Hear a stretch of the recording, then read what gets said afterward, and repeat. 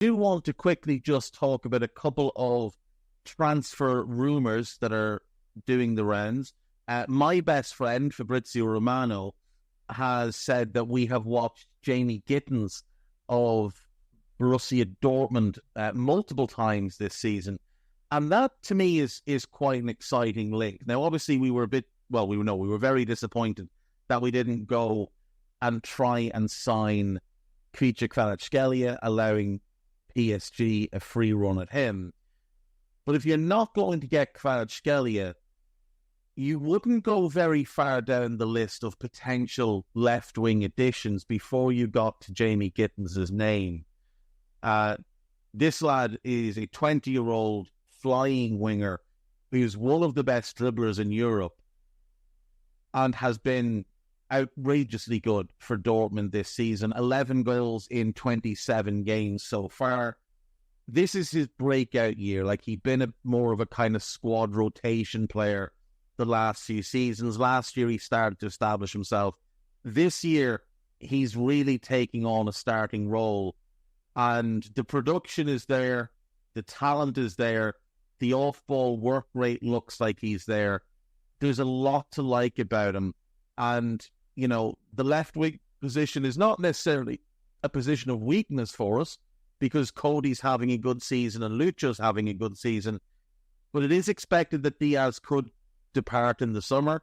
He'll have 2 years left in his contract. He'll be 28 years of age. That's not kind of the range of player that you really want to be extending at that age. You only really want to extend elite players at that kind of point in their career, which he unfortunately is not. And if we could move him on and bring in a 20-year-old with 11 goals and 5 assists in just 1,780 minutes so far this season to rotate with Cody, that would seem like a very smart move. Yeah, I think not just his on-the-ball ability there, but the versatility we've seen from him as well. He has been mainly playing left side this year, but last year, obviously, when he was making appearances off the bench, trying to be a bit of an impact substitution in different ways, they used him through the middle, they used him on the right-hand side as well. So definitely not a player who is stuck in one position. I mean, I very much like him in terms of his on-the-ball work, his ability to manipulate around players, evade challenges. He's happy to keep running at players. If he doesn't beat them first or second time, he'll just keep going at them. Really impactful as well, considering, let's say, especially in matches where he's had to come off the bench and still make an impact, he's been able to do that. Very impressive and important trait for young players, young attackers. I mean, there are obviously going to be very stupid and very pointless and very unhelpful comparisons with Jaden Sancho because position, nationality, and Borussia Dortmund. But I don't honestly see that much similarity between the game other than, should we say, starting position. I think the way that they move on and off the ball is pretty different, to be honest. Yeah, I think so. I think Gittens is obviously, first and foremost, he's a lot quicker. He's a lot more explosive. I mean, they're both very, very talented footballers and they're both great dribblers of the ball. But Sancho's biggest issue in the Premier League has been creating separation from defenders, being able to get that yard beyond the defender and then go to work. Gittens doesn't have that problem. Gittens can not only beat a player with the ball at his feet, he's also capable of just knocking it past them and out-sprinting them, which is something Sancho has never been able to do. Sancho has to rely a bit more on kind of guile and cleverness. And Gittens has those things as well. It's just that he's got more tools in his bag. You know, he's got that pace that Sancho doesn't have. He's got that explosive first step that Sancho doesn't have. And he might not be the passer that Jaden Sancho flashed being when he was at Dortmund. And I do still wonder if Jaden Sancho ultimately is a number 10 rather than a winger in the Premier League. But I don't think we could do much better. I think there's only one player that I would absolutely say I would rather have than Jamie Gittens with Kvicha off the market. And this is taking into account, like, we're not going to get Vinicius Jr., and I just don't think we'd be interested in Rafael Leao given his disdain for off-ball work. Outside of Bradley Barcola, there isn't a left winger I'd be more keen on than Jamie Gittens. So you're placing him, I'm just going to come up with other names who could be there. Mr. Williams? Yeah. The concern for me with Nico is the injuries. That's the big concern for me, is that there is a history of muscle injuries there. I think he's a sensational player. Yeah. The fee would be similar, but Nico earns about 10 times more right now than Jamie Gittens. And I do think we have to factor all of these things in as well. Like, wages have to be something that we consider.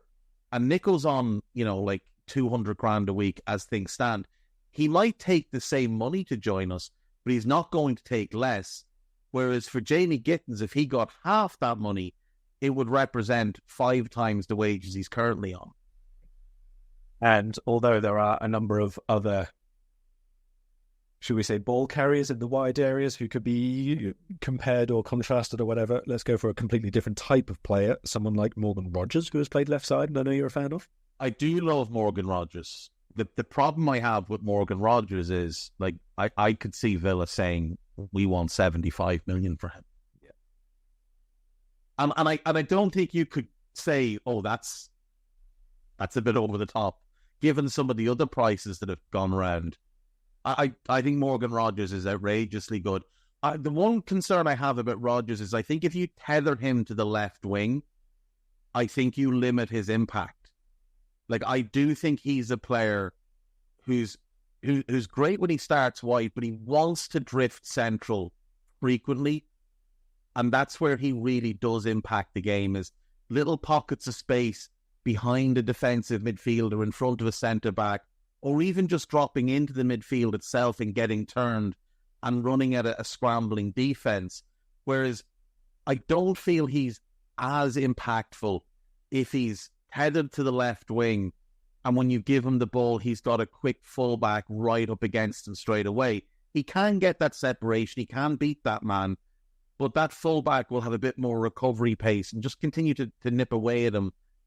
And Rogers right now is still a little bit too, like, singular focused. Like, when he gets the ball, his singular focus generally is, I'm getting a shot away here.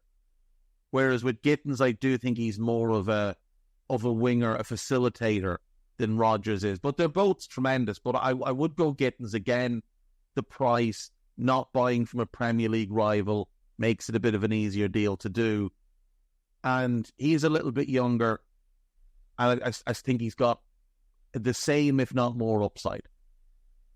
And just potentially this one could be a lot of the same answer there in terms of not going directly up against a winger and playing centrally and all the rest of it, but more expectation of availability, and I'm not sure about lower cost as such, but maybe higher quality relative to the cost.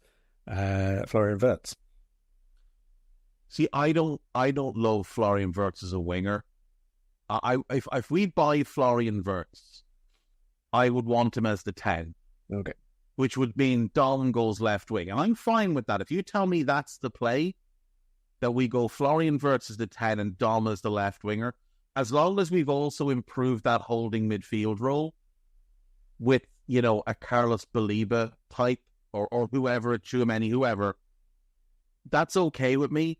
But if you said to me, we're going to bring in Florian Wirtz, we're going to play him as the 10, but we're sticking with Gravenberch and Alexis, now I have real concerns about us off the ball. He'd be outrageous on the ball, but I'd have real concerns off the ball. Yeah, you're removing a large part of our physicality there from the middle, so fair enough. Exactly. And we can't afford to lose any more physicality in midfield. Well, you say that. Don't tempt them. Yeah, I know. I suppose, like, Zubamendi is the one that they've looked at. I look at him and I think, he would improve us so much in our build-up.